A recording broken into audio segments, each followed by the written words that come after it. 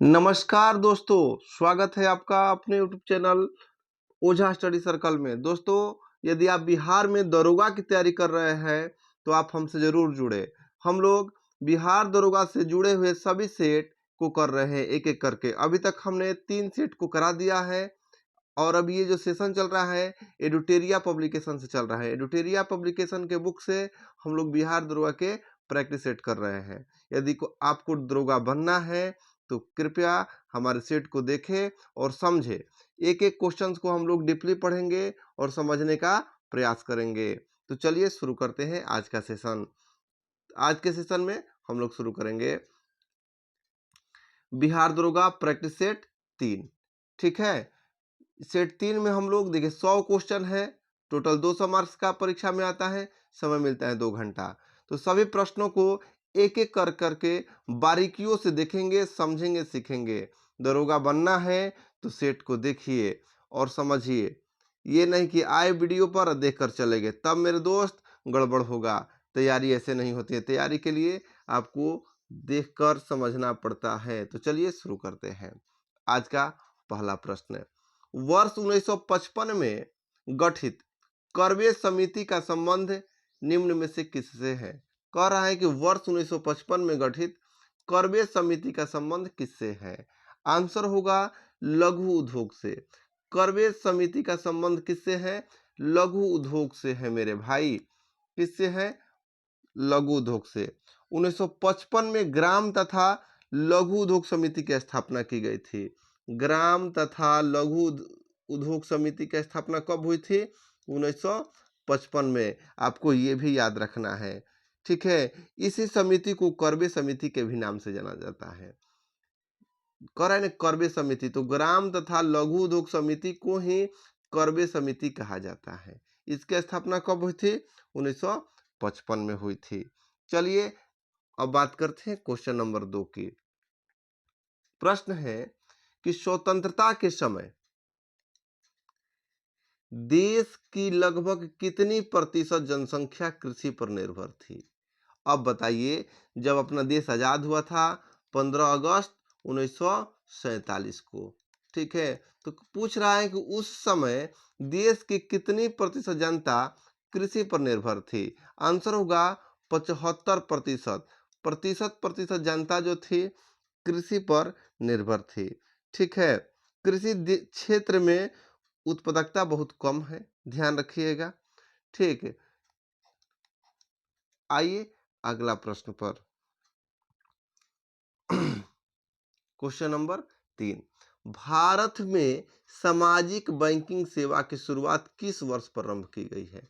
प्रश्न है कि सामाजिक बैंकिंग सेवा की शुरुआत कब हुआ था? आंसर होगा 1969 में। भारत में सामाजिक बैंकिंग सेवा का शुरुआत कब हुआ था? 1969 ईस्वी में। ठीक है, चलिए आते हैं अगले प्रश्न पर। भारत में पशुधन में सर्वाधिक आय किसका है? बताइए, पशुधन में सर्वाधिक आय किसका है? ठीक है, आंसर होगा मुर्गी पालन। ध्यान रखिएगा मेरे भाई, मुर्गी पालन में आय सबसे ज्यादा है। ठीक है, भारत में किसान समुदाय के लोग प्रायः मिश्रित कृषि पशुधन व्यवस्था का अनुसरण करते हैं। मिश्रित कृषि का मतलब क्या है? कि वो सभी चीज़ों का पालन करते हैं। मछलियों पालेंगे, गाय पालेंगे, खेती करेंगे, ये सब क्या है? मिश्रित कृषि है। अगला प्रश्न, दोस्तों यदि आप दरोगा की तैयारी में है तो एक एक प्रश्नों को समझिए, नए नए सेट को करिए, तब जाके सफलता मिलेगी। चलिए आते हैं अगले प्रश्न पर। निम्नलिखित युग्मों में से कौन सा युग्म सही है? पूछ रहा है कि कौन युग्म सही है। ठीक है, तो इसका होगा अंग समुद्र पक्षी संरक्षण अधिराज्य कर्नाटकीय, सही आंसर होगा ऑप्शन ए। देखिए, कराईवेटी पक्षी अभयारण्य कहाँ है? तमिलनाडु में है। कराईवेटी पक्षी अभयारण्य कहाँ है? तमिलनाडु में, केरल में नहीं है। कहाँ पर है? तमिलनाडु में। मगदी केरे संरक्षण रिजर्व कहाँ है? कर्नाटक में। मगदी केरे कहाँ पर है? कर्नाटक में है। कहाँ पर है? कर्नाटक में है। कर्नाटक में है। हुकेरा आर्द्र भूमि कहाँ पर है? जम्मू कश्मीर में है। हुकेरा कहाँ है? जम्मू कश्मीर में, जे.एंड.के में है। चलिए, आपको याद रखना है। फिर से एक बार, अंक समुद्र कहाँ है? कर्नाटक में है। कराईवेटी पक्षावरण कहाँ है? तमिलनाडु में है। मगधी केरे कहाँ है? मगधी केरे कहाँ है? कर्नाटक में है। ठीक है, और हुकेरा जम्मू एंड कश्मीर में है। चलिए आते हैं अगले प्रश्न पर। सचिन तेंदुलकर को किस वर्ष भारत में सर्वोच्च नागरिक सम्मान भारत रत्न से सम्मानित किया गया था? पूछ रहा है कि सचिन तेंदुलकर मास्टर ब्लास्टर को भारत रत्न कब दिया गया था? आंसर होगा 2014 में। 2014 में सचिन तेंदुलकर को भारत रत्न दिया गया था। देखिए मदन मोहन मालवीय को भी दिया गया है भारत रत्न, आपको पता होगा मेरे भाई। मदन मोहन मालवीय को दिया गया था 2015 में। कब दिया गया था? 2015 में। उनके साथ साथ अटल बिहारी वाजपेयी को भी दिया गया था। कब? 2015 में। ठीक है, प्रणब मुखर्जी को कब दिया गया था? 2019 में। ठीक है, राष्ट्रपति थे। लता मंगेशकर को दिया गया है 2001 को। लता मंगेशकर कब दिया गया है? 2001 को। और एपीजे अब्दुल कलाम को 1997 में। कब मिला है? 1997 में।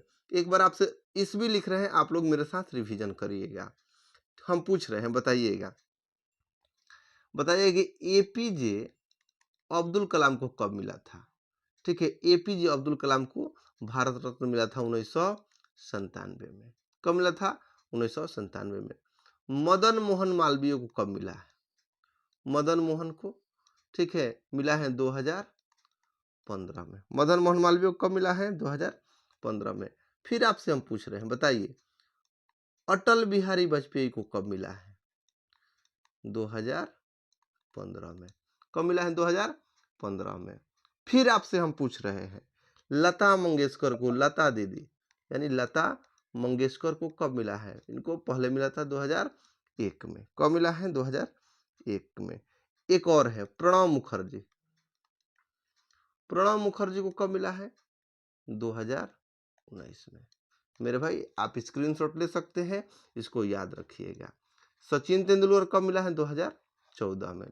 तेंदुलकर को मिला है 14 में। एपीजे अब्दुल कलाम को 97 में। मदन मोहन मालवीय को 2015 में। अटल बिहारी वाजपेयी को 2015 में। लता मंगेशकर को 2001 में और प्रणब मुखर्जी को 2019 में। चलिए आते हैं अब अगले प्रश्न की ओर। यदि वीडियो अच्छा लगे मेरे भाई तो कृपया लाइक करें, सब्सक्राइब जरूर करें। चलिए आते हैं अगले प्रश्न पर।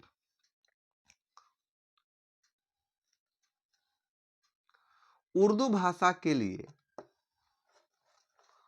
पूछ रहा है, उर्दू भाषा के लिए प्रथम ज्ञानपीठ पुरस्कार विजेता कौन है? कह रहे प्रथम ज्ञानपीठ पुरस्कार उर्दू भाषा के लिए किसको मिला है? आंसर होगा फिराक गोरखपुर। किधर गया भाई? फिराक गोरखपुरी को उर्दू भाषा के लिए सबसे पहले ज्ञानपीठ पुरस्कार मिला था। चलिए किसको मिला है? फिराक गोरखपुरी को। फिराक गोरखपुरी को उर्दू भाषा के लिए, ठीक है, ज्ञानपीठ पुरस्कार मिला है। कौन सा किताब लिखे थे? तो फिराक गोरखपुरी साहब गुल ए नगमा लिख दिए थे। गुल ए नगमा। अब मेरे भाई आपको याद रखना है कि गुल ए नगमा कौन लिखा है? फिराक गोरखपुरी। गुल ए नगमा कर दिए फिराक भाई, ठीक है, और इसीलिए इनको प्रथम ज्ञानपीठ पुरस्कार मिला है। कैसे भी याद रखिए, आपको याद रखने से मतलब है, ये नहीं कि सर ट्रॉफी भाई बोल दिए, ये बोल दिए, नहीं, याद रखना है ना। परीक्षा में क्या बोल दिए ये नहीं मायने रखता है। परीक्षा में तुम इधर आ जाओ।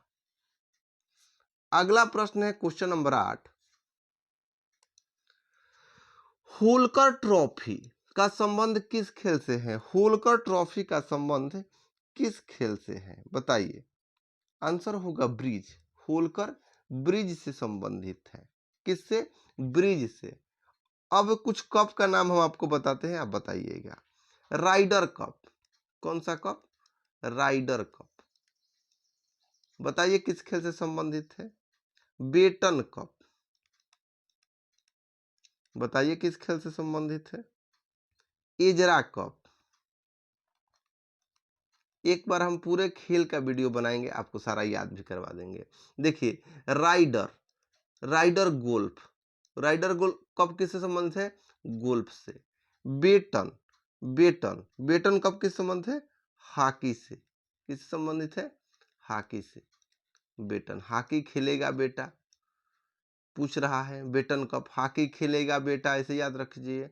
गोल्फ, राइडर, गोल, जो राइडर होता है मोटरसाइकिल को गोल गोल चलाता है। एजरा कप, एजरा पोलो, एजरा कप पोलो से संबंधित है। चलिए आते हैं अगला प्रश्न, 9 नंबर।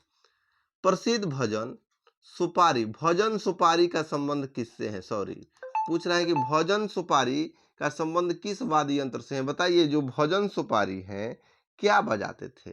तो मेरे भाई ये संतूर बजाते हैं। क्या बजाते हैं? संतूर। ठीक, अब आपको कुछ और हम बता देते हैं, याद रखिएगा।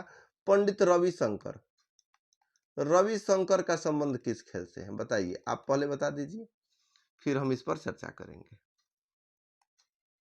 यहाँ आते हैं, चलिए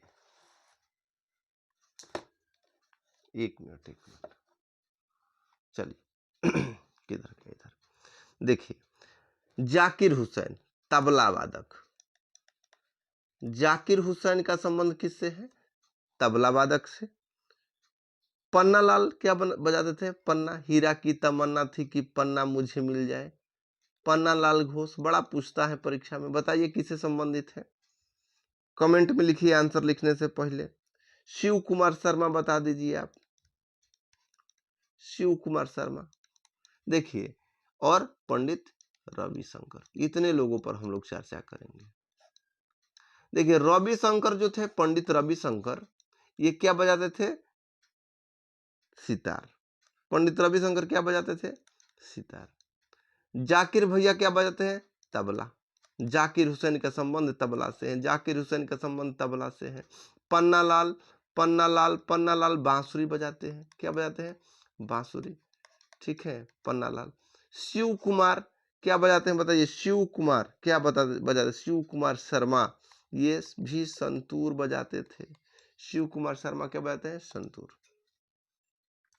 और भजन सुपारी भी क्या बजाते हैं? भजन सुपारी, संतूर बजाते हैं। आइए अगला प्रश्न, अगला प्रश्न है कि पाखू पीला लोक नृत्य का संबंध किस राज्य से है? बताइए। देखिए, पाखू पीला का संबंध है मिजोरम से। किस राज्य से है? मिजोरम से। पाखू पीला लोक नृत्य का संबंध कहां से है? मिजोरम से है। चलिए आइए अगला प्रश्न, मौर्य काल में एग्रोनोमोई अधिकारी किस क्षेत्र से संबंधित था? बताइए। एग्रोनोमोई ये था, किधर गया? मार्ग निर्माण से। एग्रोनोमोई क्या करते थे भाई? मार्ग निर्माण करते थे। अगला प्रश्न है, देखिए, भाग भाग के पढ़िएगा। आए वीडियो में 2 मिनट देके भाग गए तो भाग भाग के भी रिजल्ट नहीं आएगा। पूरा देखिए, पूरा समझिए, तब जाके बात होगा। 1 घंटा का वीडियो होने वाला है, तो 60-100 प्रश्नों के लिए आप 1 घंटा नहीं देंगे तो फिर क्या देंगे भाई? आप बैठना नहीं चाहते हैं, पढ़ना नहीं चाहते हैं। क्वेश्चन नंबर 12, न्याय दर्शन, न्याय दर्शन का संबंध किससे है? गौतम, आंसर होगा महर्षि गौतम से। न्याय दर्शन का संबंध किससे है? जैमिनी का बताइए, आप चवर्क का बताइए, कपिल का बताइए, खुद से थोड़ा बताइए, कमेंट में जरूर लिखिएगा किसका संबंध किससे। देखिए, न्याय दर्शन का संबंध किससे है? महर्षि गौतम से है, याद रखिएगा। किससे है? महर्षि गौतम से है। कपिल का है सांख्य दर्शन से। ठीक है, मीमांसा का है जैमिनी से। चलिए चवार का आप बताइए। अगला प्रश्न हम बात करते हैं क्वेश्चन नंबर 13 का। कि किस सुल्तान ने सिकंदर सानी की उपाधि धारण की थी। देखिए वह कौन सा ऐसा सुल्तान है जो सिकंदर सानी, ठीक है, बहुत ही मनबड़ू सुल्तान था, बहुत ही महत्वाकांक्षी सिद्धांत सुल्तान था। उसका नाम था अलाउद्दीन खिलजी। क्या नाम है?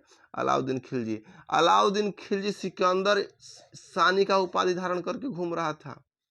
सिकंदर सानी, अलाउद्दीन खिलजी, ठीक है। अलाउद्दीन खिलजी का महत्वाकांक्षा था कि पूरा विश्व पर वह क्या करे, शासन करे, पूरा विश्व को जीत ले। कौन था? अलाउद्दीन खिलजी। अलाउद्दीन खिलजी था जो क्या किया था भाई, नया धर्म चलाने का प्रयास किया था, लेकिन उलेमाओं ने इसका विरोध किया और इसने बंद कर दिया। चलिए, सिकंदर सानी, अलाउद्दीन खिलजी। अगला प्रश्न 14 नंबर। प्रसिद्ध तेलुगु कवि श्रीनाथ किसके दरबार में रहते थे? कौन? श्रीनाथ। तेलुगु कवि श्रीनाथ किसके दरबार में रहते थे? यही प्रश्न है, आपको बताना है कि ये श्रीनाथ भैया कहाँ रहते थे। आंसर होगा देवराय के दरबार में। कहाँ? देवराय द्वितीय के दरबार में। श्रीनाथ, प्रसिद्ध कवि श्रीनाथ विजयनगर साम्राज्य के शासक देवराय द्वितीय के दरबार में रहते थे। इनके द्वारा श्रृंगार नवैधम पुस्तक लिखी गई थी। श्रृंगार नवैधम पुस्तक लिखे हैं श्रीनाथ। Question number 15। ये जो हम लोग सेट कर रहे हैं एडुटेरिया पब्लिकेशन का न्यू एडिशन का कर रहे हैं, तो इसको आपको करना है। हम लोग 15 सेट का ये सेशन है, 15 चलेगा, उसके बाद नए बुक से हम लोग प्रयास करेंगे। जब तक दरोगा में रिजल्ट नहीं लाएंगे तब तक इसको छोड़ेंगे नहीं। निम्न में से किसने बाबर को सर ए पुल के युद्ध में पराजित किया था? बाबर को सर ए पुल के युद्ध में कौन पराजित किया है? आंसर है शेरवानी खान। कौन किया है? शेरवानी खान। सर ए पुल का युद्ध कब हुआ था? 1502 में। कब हुआ था? 1502 में, बाबर और शेरवानी खान के बीच। इस युद्ध में शेरवानी खान ने बाबर को हराया। चलिए, इस युद्ध में क्या हुआ था? बाबर हार गया था शेरवानी खान से। कब हुआ था? 1502 में। अगला प्रश्न है, इलाहाबाद की संधि के बाद रॉबर्ट क्लाइव ने मुर्शिदाबाद का उप दीवान किसे बनाया था? बताइए। कह रहा है कि मुर्शिदाबाद का उप दीवान रॉबर्ट क्लाइव ने किसको बनाया था? आंसर होगा मोहम्मद राजा खान को। किसको? मोहम्मद राजा खान को मुर्शिदाबाद का उप दीवान रॉबर्ट क्लाइव ने बनाया था। अगला प्रश्न है कि स्थानीय स्वायत्त शासन के जनक माना जाता है। बताइए, किसे स्थानीय स्वायत्त का जनक? रिपन को। किसको? लॉर्ड रिपन को। लॉर्ड रिपन कौन था भाई? तो लॉर्ड रिपन का कार्यकाल में ही स्थानीय स्वायत्त प्रस्ताव पास किया गया था। लॉर्ड रिपन को स्थानीय स्वशासन का जनक भी जाना जाता है। इसका काल 1880 से लेकर 1884 तक रहा है। किसका? लॉर्ड रिपन का। आते हैं 1857 की क्रांति से एक और प्रश्न लेकर। Question number 18। भारतीय भाषा में 1857 के विप्लव के कारणों पर लिखने वाला प्रथम भारतीय कौन था? पूछ रहा है कि भारतीय भाषा में कौन लिखा था? आंसर है सैयद अहमद खान। सैयद अहमद खान ने 1857 के विप्लव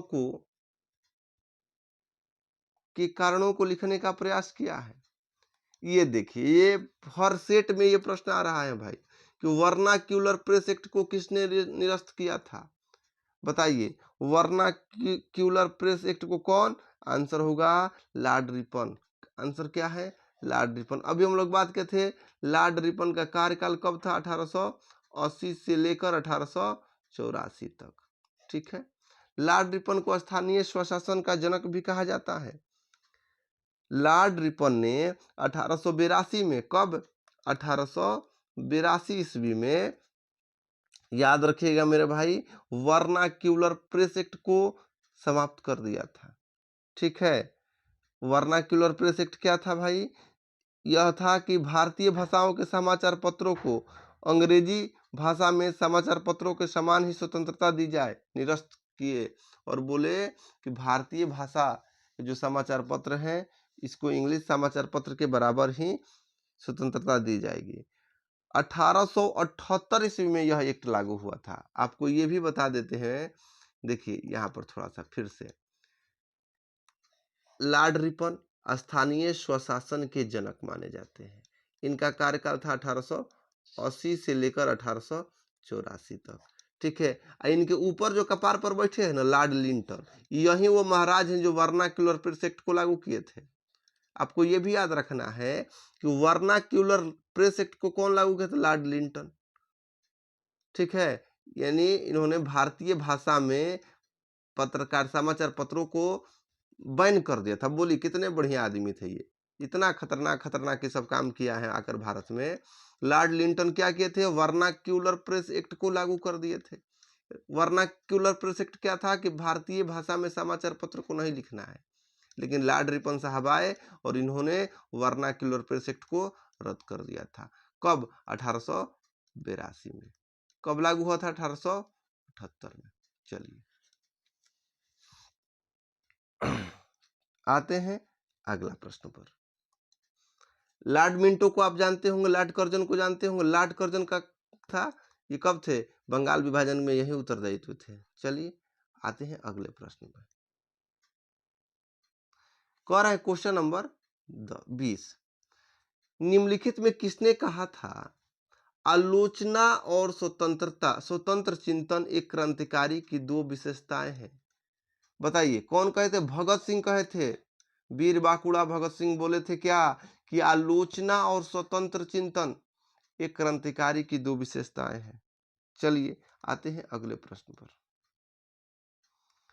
अगला प्रश्न है कि महात्मा गांधी के राजनीतिक जीवन की घटनाओं का कालक्रम क्या है? बताइए। देखिए आपको बता देते हैं।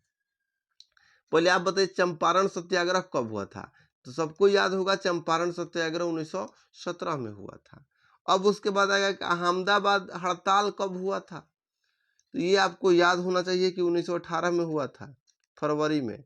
1918 के फरवरी में हुआ था। खेड़ा आंदोलन कब हुआ था? देखिए यहीं पर बच्चा फंस जाएगा।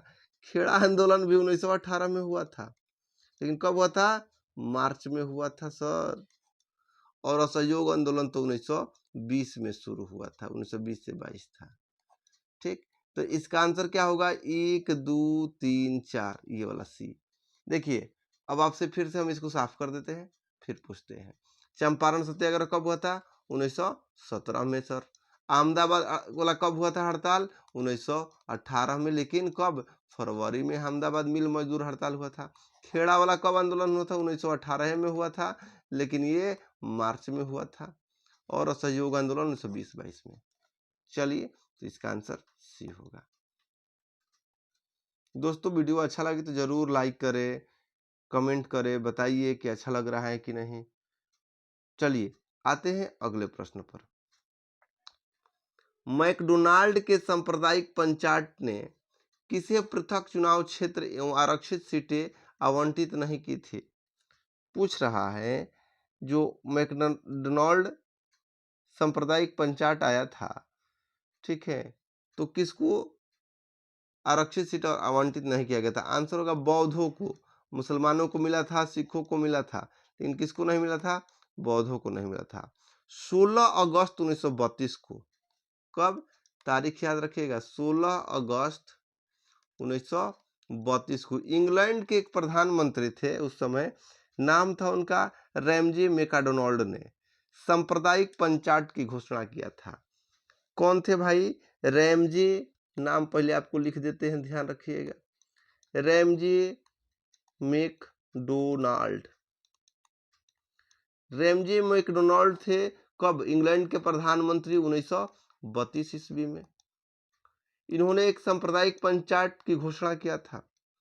इसमें प्रथम निर्वाचक पद्धति को न केवल मुसलमानों के लिए जारी रखा, बल्कि इसे दलित वर्गों पर भी लागू किया। इसके तहत मुसलमानों, ईसाइयों, सिखों के लिए प्रथम निर्वाचन पद्धति की सुविधा प्रदान की गई, जो केवल प्रांतीय विधानमंडल पर लागू था। अगला प्रश्न का बात करते हैं कि संसद द्वारा पारित 3 आपराधिक कानूनों को भारत में किस दिन लागू किया गया था? कह रहा है कि 3 नए आपराधिक कानूनों को अभी लगा हुआ है, बताइए। ठीक है, ये अभी अभी अमित शाह लगाए थे कानून, गृह मंत्री हमारे। अब आप लोग न्यूज में देखे होंगे 1 जुलाई 2024 को। ठीक है, फिर से आपको प्रश्न को समझाते हैं, हड़बड़ी में ना हम है ना आप है, तो फिर क्या भागना। पूछ रहा है कि संसद द्वारा पारित 3 नए आपराधिक कानून को किस दिन लागू किया गया था? 1 जुलाई 2024 को। कब? 1 जुलाई 2024 को। देखिए, भारतीय दंड संहिता 1860 को हटाकर भारतीय न्याय संहिता 2023 लाया गया है। फिर आपसे पूछा जाएगा कि आईपीसी, भारतीय दंड संहिता आईपीसी 1860 को खत्म कर दिया गया है। अब क्या गया है? आईपीसी, भारतीय दंड संहिता 2023 लाया गया है। फिर से ध्यान रखिएगा, ठीक है। और भारतीय नागरिक संहिता सहित, ठीक, इसमें 3 नए कानून को जोड़ा गया है। कब? 1 जुलाई 2024 को। चलिए आते हैं अगले प्रश्न पर। अंतर्राष्ट्रीय क्रिकेट परिषद आईसीसी के नया अध्यक्ष किसे नियुक्त किया गया है? बताइए। अब पूछ रहा है कि आईसीसी के नया अध्यक्ष कौन बने हैं? यही बने हैं, आप तो क्वेश्चन देख के जान गए होंगे भारत में कौन है जो क्रिकेट से प्रेम नहीं करता है और नहीं देखता है। जय शाह, हमारे गृह मंत्री के लड़का जय शाह, अमित शाह का लड़का है जय शाह। इन्हीं को आईसीसी का नया अध्यक्ष बना दिया गया है। किसको? जय शाह को। चलिए आइए अब अगले प्रश्न पर। हाल ही में राष्ट्रीय आपातकाल के 50 वर्ष पूरे हुए हैं। कितना साल? 50 वर्ष। बताइए कि राष्ट्रीय आपातकाल कब लगा था? आंसर होगा 25 जून। किधर गया? 1975 को राष्ट्रीय आपातकाल लगाया गया था। किसके शासनकाल था उस समय? इंदिरा गांधी का शासनकाल था। ठीक है। आधार क्या था आपातकाल लगाने का? तो मेरे भाई आपको याद रखना है कि 25 जून 1975 ईस्वी को तत्कालीन प्रधानमंत्री उस समय की इंदिरा गांधी ने आंतरिक अशांति का करारा देते हुए पूरे भारत में आपातकाल की घोषणा की थी। ठीक है, चलिए अगला प्रश्न है कि विश्व आर्थिक मंच द्वारा जारी वैश्विक लैंगिक अंतराल सूचकांक 2024 में भारत का रैंक क्या है? कह रहे हैं कि वैश्विक लैंगिक अंतराल में भारत का रैंक क्या है? आंसर होगा 129वें स्थान पर भारत है। चलिए अगला प्रश्न है क्वेश्चन नंबर 27। हाल ही में किस भारतीय को राष्ट्रमंडल लघु कथा पुरस्कार दिया गया है? बताइए, राष्ट्रमंडल लघु कथा पुरस्कार किसको मिला है? आंसर होगा संजना ठाकुर को। संजना ठाकुर को राष्ट्रमंडल लघु कथा पुरस्कार दिया गया है। चलिए आइए अगले प्रश्न पर, क्वेश्चन नंबर 28 कि निम्नलिखित केंद्रीय बजट 2024-25 को 4 विषयों में बांटा गया है। कौन सा एक विषय है जिसको शामिल नहीं किया गया है? ठीक है, शिक्षा को। किसको शामिल नहीं किया गया था? शिक्षा को। देखिए, बजट 24-25 में 4 प्रमुख वर्ग के शामिल किया गया था। उसमें था युवा, महिलाएं, गरीबी, अन्नदाता। कौन कौन है? युवा है यानी रोजगार है, ठीक है, मध्यम वर्ग गरीबी है, अन्नदाता है, किसान है, ठीक है, कौशल है। चलिए आते हैं अगले प्रश्न पर। शिक्षा को नहीं शामिल किया गया था। अगला प्रश्न है कि 24-25 में किस टैक्स को समाप्त किए जाने की घोषणा की? 2024-25 किस टैक्स को समाप्त करने की घोषणा की गई है? आंसर होगा एंजल टैक्स। एंजल टैक्स को समाप्त करने की घोषणा कर दी गई है। एंजल टैक्स सरकार द्वारा स्टार्टअप पर जुटाई गई फंडिंग पर लगाया जाता है। भारतीय स्टार्टअप और नवाचार को बढ़ावा देने के लिए इस टैक्स को समाप्त कर दिया गया है। देखिए, आप नवाचार करते हैं तो इसके लिए क्या है, एंजल टैक्स लगाया गया था, इसको क्या गया, नवाचार को बढ़ावा देने के लिए खत्म कर दिया गया। हाल ही में उड़ीसा तथा बंगाल के तटीय क्षेत्र को प्रभावित करने वाला चक्रवात दाना का नामांकन किस देश द्वारा किया गया? दाना का नामांकन बताइए, दाना का नामांकन किस देश के द्वारा किया गया है? आंसर होगा कतर। ठीक है, विश्व मौसम संगठन के अनुसार दाना तूफान का नामांकन कहाँ हुआ है? कतर से हुआ है। आइए अगले प्रश्न, ये देखिए, ये बहुत फेमस है। अंतर्राष्ट्रीय योग दिवस 2024 का थीम क्या था? आंसर है स्वयं के लिए योग। 2024 का क्या थीम है भाई? स्वयं के लिए योग।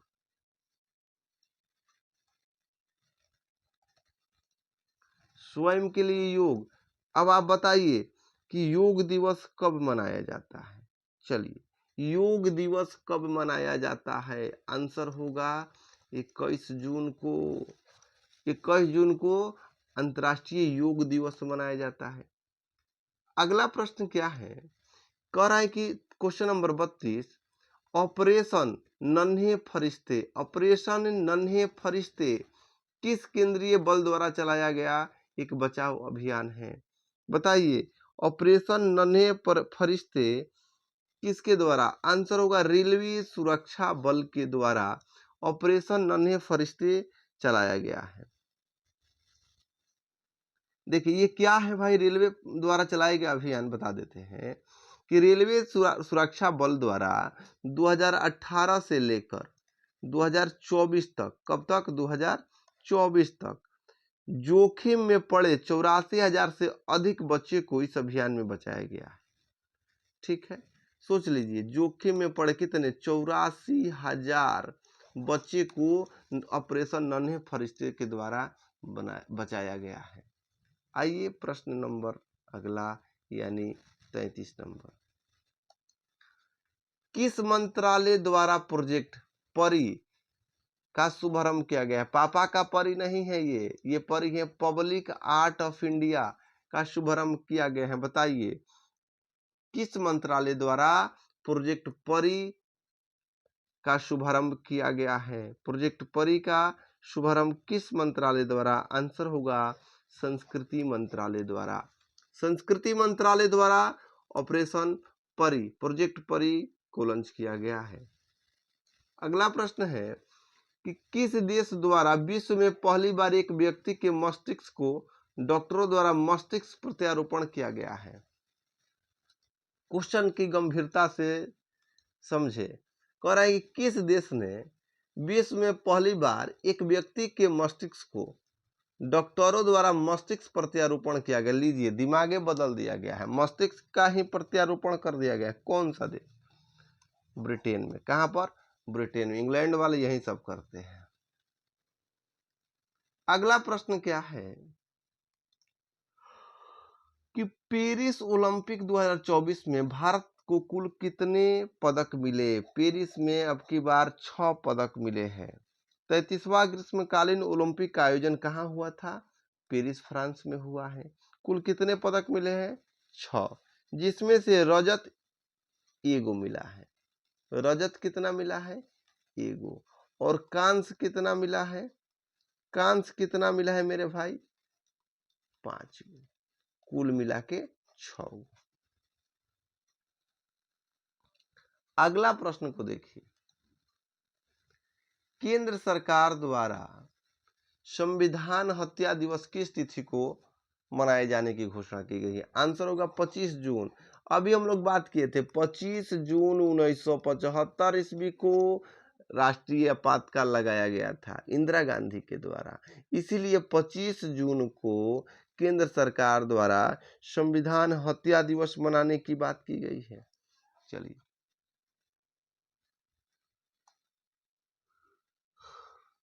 अगला प्रश्न है, बिहार के पहले शुष्क बंदरगाह का उद्घाटन किसके द्वारा किया गया है? बताइए, बिहार में पहले शुष्क बंदरगाह का उद्घाटन किसके द्वारा किया गया है? आंसर होगा नीतीश मिश्रा के द्वारा। नीतीश कुमार नहीं मार दीजिएगा आंसर का, आंसर होगा नीतीश मिश्रा के द्वारा। देखिए, बिहार में पहले शुष्क बंदरगाह का उद्घाटन बिहार सरकार के उद्योग मंत्री नीतीश मिश्रा के द्वारा किया गया है। नीतीश मिश्रा कौन है? उद्योग मंत्री है, उद्योग मंत्री नीतीश मिश्रा। चलिए, यह कहाँ पर है भाई शुष्क बंदरगाह? इतना आप इसके बारे में जान गए तो ये भी बता दीजिए कहाँ पर है।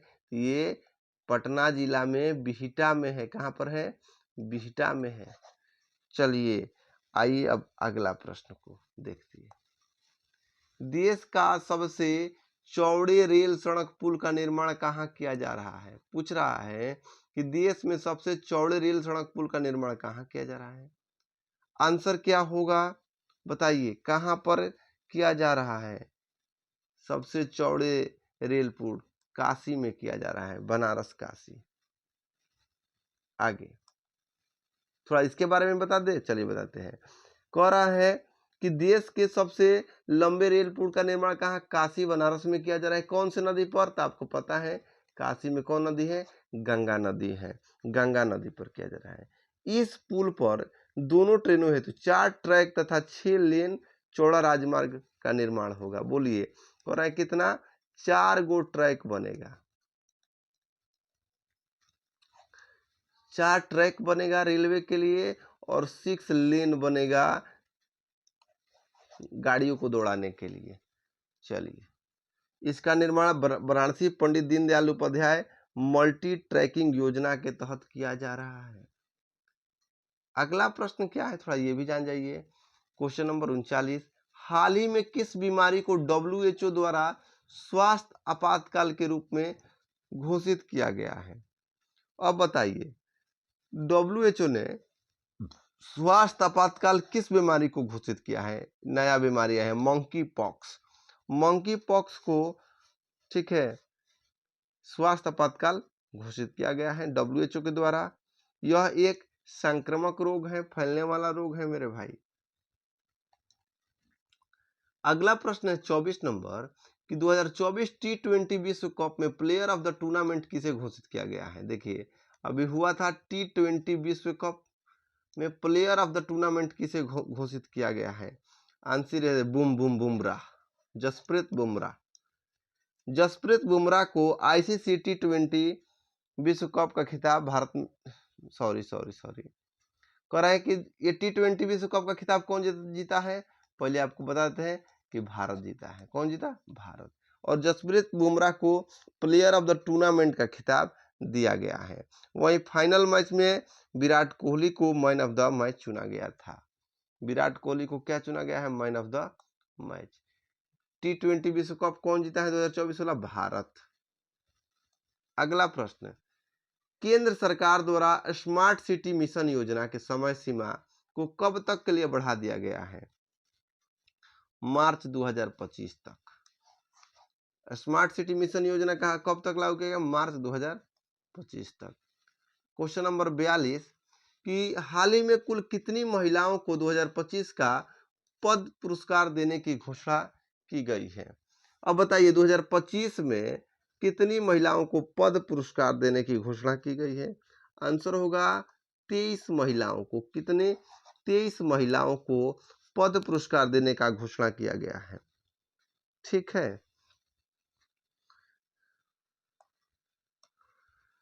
क्वेश्चन नंबर 43 गुरु दक्षिणा शब्द में कौन सा समास है? बताइए। आंसर होगा तत्पुरुष समास। ये हिंदी का प्रश्न है मेरे भाई, हिंदी के प्रश्न आप देख लीजिएगा। भाषा की सबसे छोटी इकाई निम्न में से क्या है? भाषा की सबसे छोटी इकाई क्या होगी? बताइए।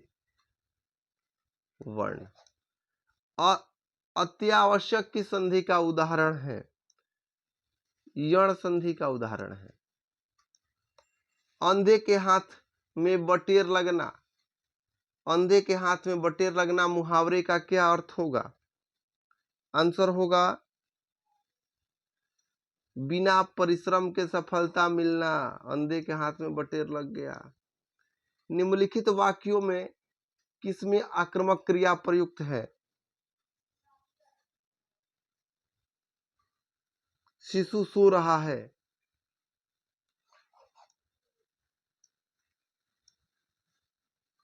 अब ये इंग्लिश के प्रश्न ये सब हम छोड़ देते हैं।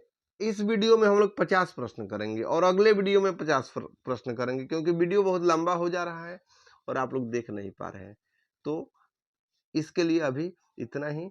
धन्यवाद।